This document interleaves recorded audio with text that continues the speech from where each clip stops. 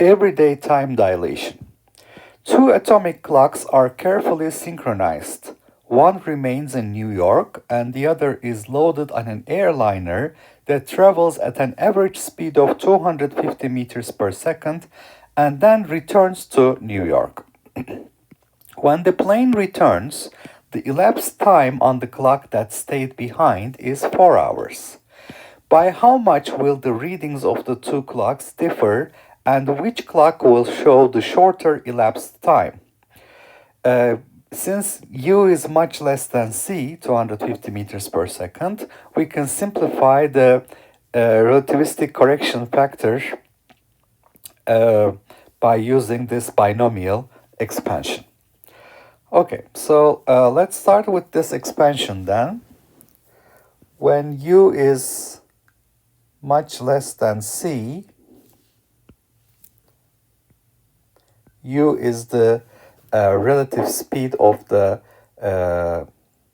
two reference frames, so the airline reference frame and the Earth reference frame, the person who is stationary in the airport.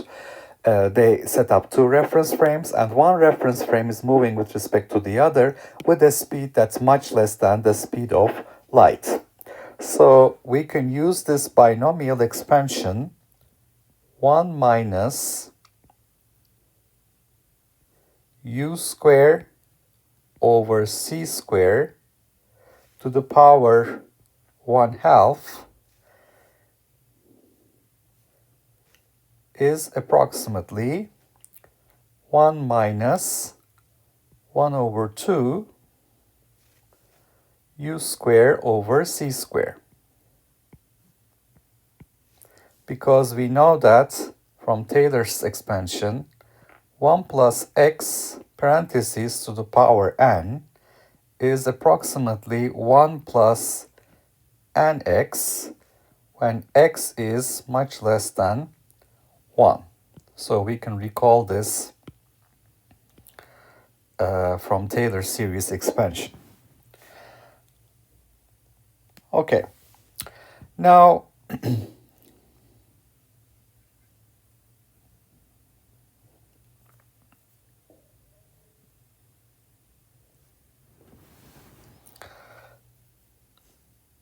the question is who is measuring the proper time here?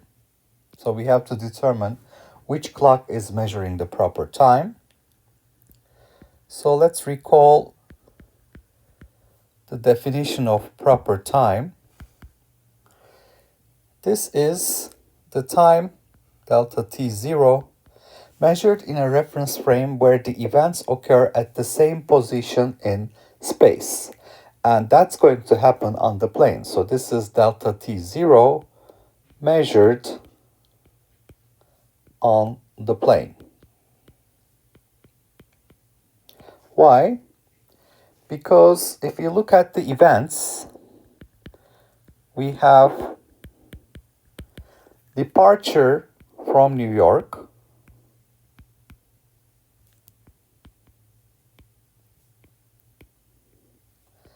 and then arrival in some city X,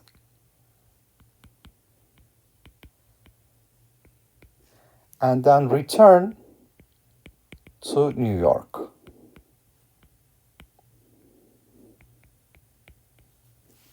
So all of these events are happening at the same position in space in the plane reference frame. Okay, so clock on the plane remains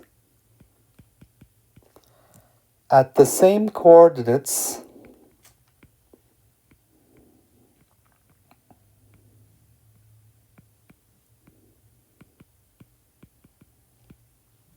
with respect to the plane,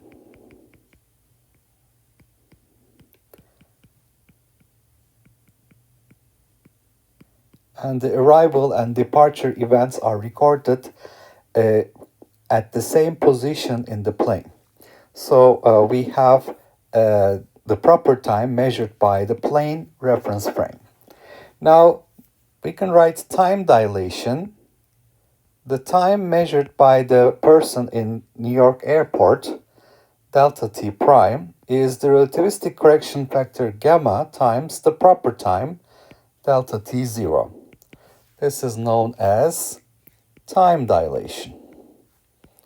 So we remember we also have length contraction. So delta t prime measured by the observer in New York airport is 1 minus u squared over c squared to the power minus 1/2 times delta t0. So then the proper time measured by the clock in the plane is 1 minus u squared over c squared to the power 1/2 delta t prime.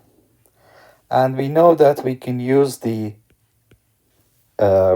binomial expansion to replace this factor with 1 minus u squared over 2c squared delta t prime. And here we note that u is much less than c. So we obtain delta t prime minus delta t0 to be, okay, so delta t prime minus delta t0 is, this goes to the left hand side as positive u squared over plus sign, so it's u squared over 2c squared delta t prime. So that's what we find. And now if I plug in the numbers, delta t prime minus delta t0, the proper time, is approximately u squared, which is 250 meters per second squared, times 4 hours.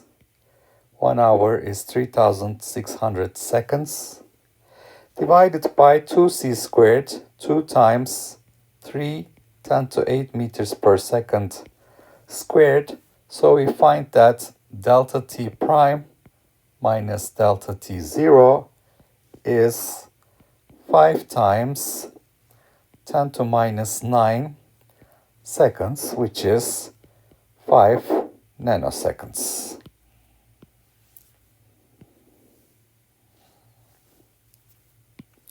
All right, and the clock on the plane that is measuring the proper time shows the shorter time elapsed.